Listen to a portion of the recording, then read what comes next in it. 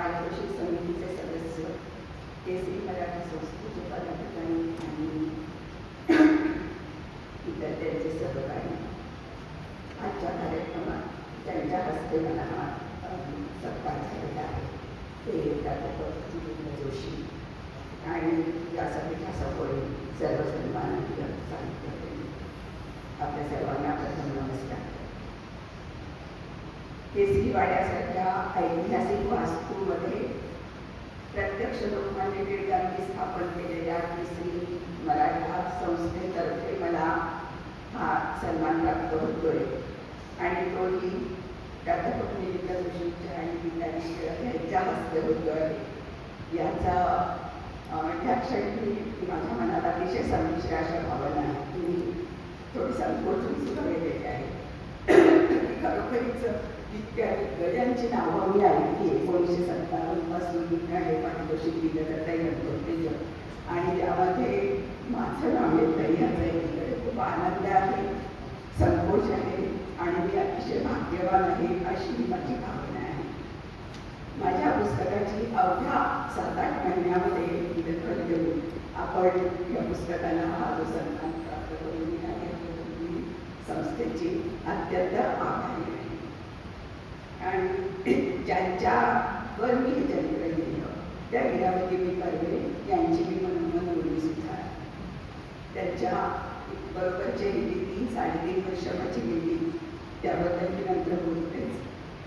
पण ज्या क्षणी मला फोन आला इथून आणि हे पारितोषिक मला देत आहेत म्हणून जाहीर झालं, तसंच मी आत्ता इथे जेव्हा आतमध्ये आले केसरी वाड्यामध्ये तेव्हा काही 2-3 आठवणी माझ्या मनामध्ये जागे झाल्या आणि काही योगायोगाची मला मोठी गंमत वाटली. ते मला थोडंसं आपल्याला सांगायचं आहे की मगाशी स्मृती त्यांना म्हटलं की याच्या आधी मी इथे योग केले तुमच्या घरी सुद्धा आणि अगदी सहज, कारण माझी बहीण रजनीकर्णिका झालेली आहे, ती इथेच राहायची आणि कुठेचा गुलाबांची बाग दाखवायला ती मला घेऊन आली होती आणि मग त्यांच्याकडे गप्पा करत बसलो होतो. छोटासा आदर सत्कारी तिथे झालेला होता असं वाटतं, ते सगळं मला आठवतंय. दुसरी मला फारच मजेशीर आठवण अशी आहे की मी म्हणजे स्वातंत्र्यानंतर लगेच जन्माला आलेल्या एका पिढीची मी प्रतिनिधी आहे. आमच्या लहानपणी ज्या वेळेला स्वातंत्र्य लढ्याच्या काही गोष्टी आमचे वडीलधारी माणसं, शिक्षक यांच्याकडून ऐकायचो, त्यामुळे स्वातंत्र्य लढ्यात भाग घेतलेल्या ज्या व्यक्ती तेव्हा मी आजच्यासारख्या इतिहासाच्या पुस्तकात जाऊन बसलेल्या नव्हत्या. त्यांच्या अस्तित्वाची स्पंदनं सगळ्या समाज मनामध्ये होती आणि ती आम्ही अनुभवत होतो. अशा काळात तेव्हा तरी 4वी-5वी मी असेल आणि 1 ऑगस्टच्या शाळेमध्ये कार्यक्रम म्हटल्यानंतर लोकमान्यांवर भाषण तर मी काही करणार नाही, मला पहिल्यापासून भाषणाचा अजून सुद्धा तर पण मला एक कविता सुचली, ती माझी पहिली कविता होती आणि ती लोकमान्यांवर होती.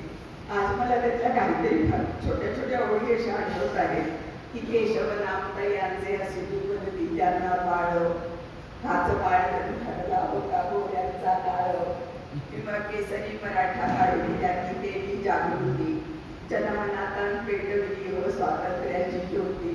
4वी-5वीतल्या त्या ओळी आहेत, पण पहिली माझी शब्दांची आदरांजली लोकमान्यांना मी व्हावी आणि आज तिथे माझा सन्मान व्हावा, ह्या एका योगायोगाची मला गंमत वाटते. दुसरं मला गमतीचा योग असा वाटतो की ज्या नचिकेळकर ग्रंथोत्तेजक पारितोषिक मला मिळत आहे त्या नचिकेळकरांच्या साहित्याचा परिचय मला केलेला असताना झाला, कारण आम्हाला स्पेशल ऑथर म्हणून नचिकेळकर होते आणि त्यावेळेला बापरे त्यांची सूची त्यांच्या लेखनाची करता करता दडपून गेलो होतो आम्ही की आमच्यासारखं गुगलही नव्हतं की पटपट ते सगळं मिळेल का आधी. पण एकीकडे केसरी मराठाचे त्यांचे ते आग्रहलेख म्हणजे पत्रकार म्हणून असलेलं त्यांचं ते व्यक्तिमत्व, कादंबरीकार, नाटककार, आत्मकथनकार ही त्यांची ओळख त्यावेळेला झाली. आणि चरित्रकार मगाशीच गीताली त्यांनी उल्लेख केला की टिळक चरित्राचे 3 खंड.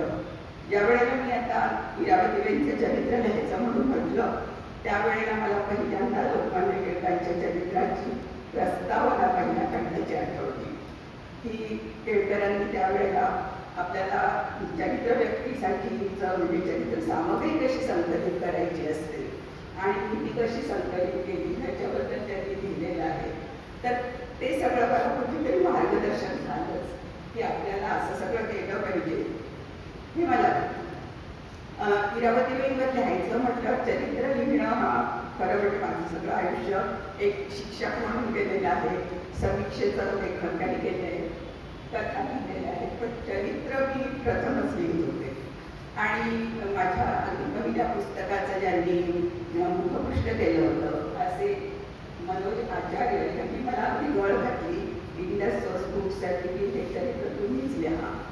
आणि त्यावेळेला एकीकडे दडपण आलेलं होतं, पण मी म्हटलं तसं नचिकेळकरांनी दिलेल्या एका मार्गावरून जायचं असं ठरवलं. नजीकच्या काळामध्ये 70 साली 1970 साली इरावतीबाई गेल्या. म्हणजे म्हटलं तर नजीकच्या भूतकाळामध्ये ही व्यक्ती आहे. अशा व्यक्तीचं चरित्र लिहिणं एका परीने सोपं सुद्धा असतं आणि एका परीने अवघड सुद्धा असतं. सोपं अशा की चरित्र सामग्री मिळवायला फार काही मागे जायला लागत नाही, पण अवघड म्हणजे त्यांना भेटलेल्या त्यांना पाहिलेल्या अशा काही व्यक्ती हयात असू शकतात आणि हयात असतात आणि मग त्यांना हे योग्य लिहिलंय नाही लिहिलंय कुठेतरी वाद निर्माण होण्याची एक शक्यता असते. तर पण हे शिवधनुष्य पेटायचं असं मी ठरवलं. इरावतीबाई तोपर्यंत ललित लेखिका आणि युगांतच्या लेखिका म्हणून माहितीच्या होत्या, पण ज्यावेळेला त्यांच्या चरित्राच्यासाठी वाचन सुरू झालं त्यावेळेला लक्षात आलं की अरे हे ललित लेखन वगैरे म्हणजे त्यांच्या सगळ्या साहित्यातलं केवळ हिमनगासारखं एक टोक आहे. आणि मग 1-2-3 पातळ्यांवर एकाच वेळेला लढाई सुरू झाली. त्यांना त्यांच्या सहवासात आलेल्या व्यक्तींना भेटणं, त्यांचा शोध घेणं, दुसरीकडे त्यांचं इरावतीबाईंचं लेखन मिळवणं आणि मुख्य म्हणजे ते मानवशास्त्रातलं होतं, समाजशास्त्रातलं होतं. मानवशास्त्र हा विषय सुद्धा मला त्यासाठी समजून घ्यायला लागला आणि ते समजून घेत जाणं बरंचसं त्यांचं लेखन मिळण्यासाठी प्रयत्न हे करायला लागले. तर विविध संस्थांनी मला खूपच मदत केली. तसंच ज्या वेळेला शोध घ्यायचा ठरवला त्यांना भेटणाऱ्या व्यक्तींचा तर अर्थातच आनंदराव म्हणजे आनंद कर्वे, इरावतीबाईंचे पुत्र, जाई विणकर ही नावं तर सगळ्यात आधी समोर आली. त्यांना जाऊन भेटले. मग हळूहळू त्यांच्या विद्यार्थ्यांची नावं समजली. गंमत म्हणजे हे सगळेजण 85च्या पुढे गेलेले होते.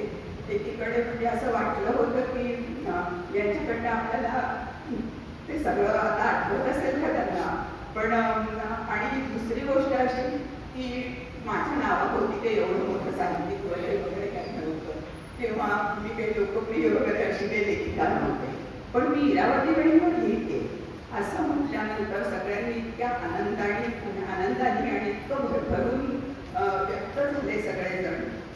दिल्लीचे इरावतीबाईंचे अगदी आवडते विद्यार्थी कैलाश मल्होत्रा, विजय भानू इथे पुण्यातले असलेले, नंतर डॉक्टर पदरिया, म्हणजे काही तर म्हणजे अशा लपकमी त्यांचं बोलणं वगैरे सगळं मला इतकं छान समजत गेलं.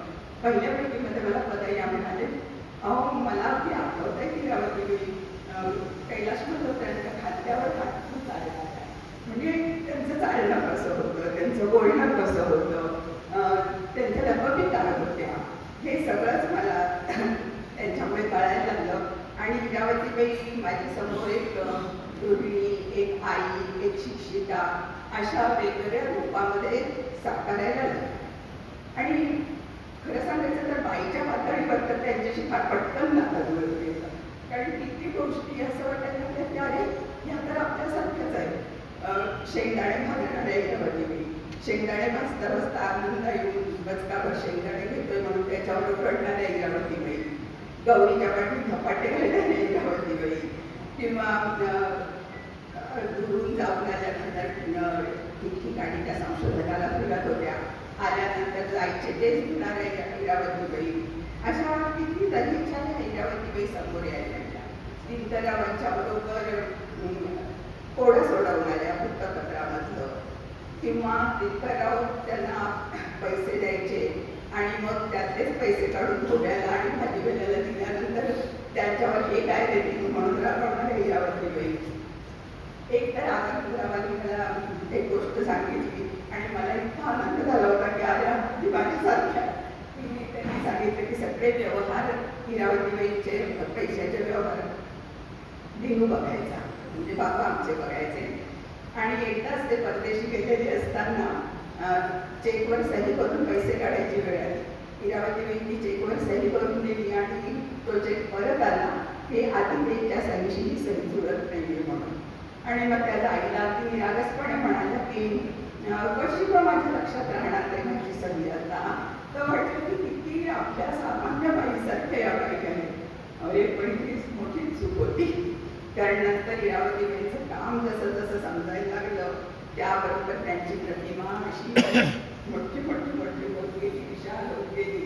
आणि मग त्यांचे किती पैलू म्हणजे समजताना जाणून घेताना अगदी आदर मनामध्ये ऋणावर अनेक पट होत गेला. वयाच्या 23व्या वर्षी हिरावती ही मुलगी जर्मनमध्ये जाते PhD करायला. आणि त्यावेळेला गोऱ्या वंशवर्धाची आणि वंशश्रेष्ठत्वाची एक जाणीव अधिक तिथे होत होती. अशा काळामध्ये वंशश्रेष्ठत्वाचा हा वाद सुरू झालेला होता. युजीन फिशर हे हिरावतीबाईंचे मार्गदर्शक हे त्याला बळ देत होते आणि त्यांच्याच हाताखाली PhD करून, त्यांच्या मार्गदर्शनाखाली PhD करून हिरावतीबाईंनी तो दावा फोल ठरवला. आणि नुसताच तो दावा फोल ठरवला असं नाही तर सबंध युरोपियन वंशश्रेष्ठत्वाच्या ह्या सिद्धांताला त्यांनी आव्हान दिलं. हे आणि 23 वर्षाच्या वयाची म्हणजे एक स्पष्टता त्याला किती लागते, धाडस किती लागतं ते हिरावतीबाईंमध्ये दिसतं. 1939 ते 50च्या काळामध्ये 3 मुलांची आई झालेली ही गृहिणी भारतभर उभा आडवा भारत तिने निवडून काढला. वेळेला 2 लहान मुलांना हाताशी घेऊन सुद्धा संशोधनासाठी जात होती. आणि त्यावेळेला अर्थातच भारतामध्ये एकीकडे आपलं जाहीर चळवळ सुरू झालेली होती. जगभर दुसऱ्या महायुद्धाचे आढळ होतेच, त्यामुळे रेल्वेला गर्दी, बसमध्ये गर्दी, कधी जीपनी जा कधी चालत जा असं करत त्यांनी आडवा उभा भारत पिंजून काढला. आणि भारतातल्या नातेसंबंधांचा तो इतिहास केला, कुटुंब व्यवस्थेचा अभ्यास केला आणि त्यातून भारतीय संस्कृतीचा बोध न्याहाळला. हेही एक विलक्षणच होतं. एकीकडे मॅक्रो लेवलवर हे काम चालू असताना मायक्रो लेवलवर सूक्ष्मपणे त्या महाराष्ट्राचाही अभ्यास करत होत्या. महाराष्ट्रामधली माणसं, त्यांचं असणं दिसणं, त्यांचे रक्ताचे नमुने गोळा करणं, त्यांची जाती व्यवस्था ह्याबद्दलही त्या लिहित होत्या. विचारभूमीबद्दल इतिहास, भूगोल सगळं. आणि जातीबद्दल लिहित होत्या असं मी म्हटलं तर तो तर हिरावतीबाईंचा फारच मोठा एक सिद्धांत त्यांनी मांडलेला आहे. पाश्चात्य मानवशास्त्रज्ञ वंश ह्या त्यांच्या दृष्टिकोनातून जाती व्यवस्थेकडे आपल्या बघत होते. पण हिरावतीबाईंना त्यापेक्षा जात व्यवस्था वेगळी कशी आहे आणि ती टिकून का राहिली याचा त्यांनी ज्या वेळेला विचार केला त्यावेळेला या जाती व्यवस्थेचं स्वरूप त्यांनी अतिशय सुंदर आणि एखाद्या बाईला सुचू शकेल अशा एका उपमेने स्पष्ट केलं.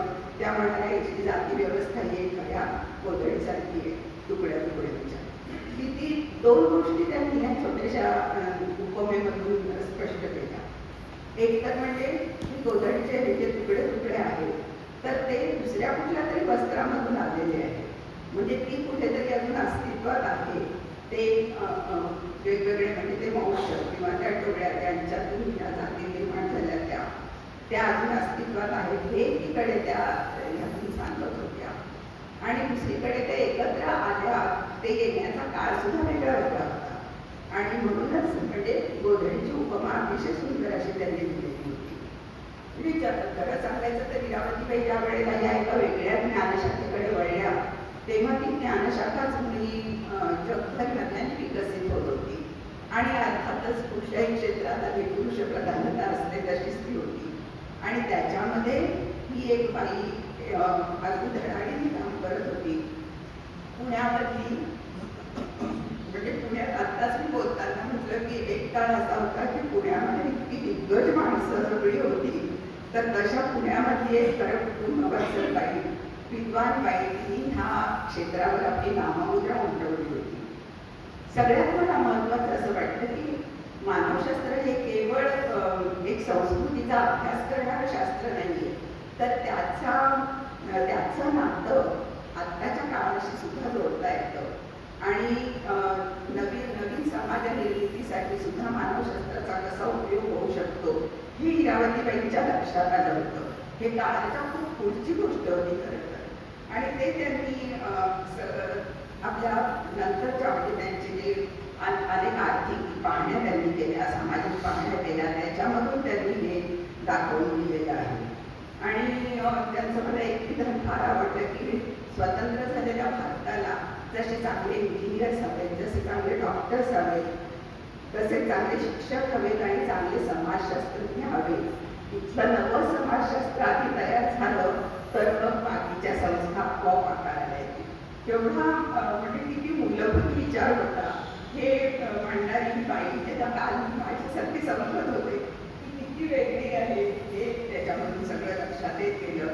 त्यांच्याबद्दलचा आदर खूप जुनावर गेला. आणखी मला एक इरावतीबाईंच्या हे सगळं लेखन वाचत असताना आणि त्यांच्या आठवणी ऐकत असताना कधी त्यांचा खूप हेवाही वाटला. कशासाठी? तर टिळकांनी त्यांना दिलेला पाठिंबा बघून की म्हणजे 100 वर्षापूर्वीचा तो काळ होता आणि आपल्या बायकोची विद्वत्ता जाणून म्हणजे स्वतः टिळकांनी काही म्हणजे तेही तेवढे मोठे होते, परमिशनचे प्रिन्सिपल होते, बाकी प्रशासकीय जबाबदारी त्यांच्या अनेक होत्या, लेखन त्यांचं स्वतंत्र चालू होतं.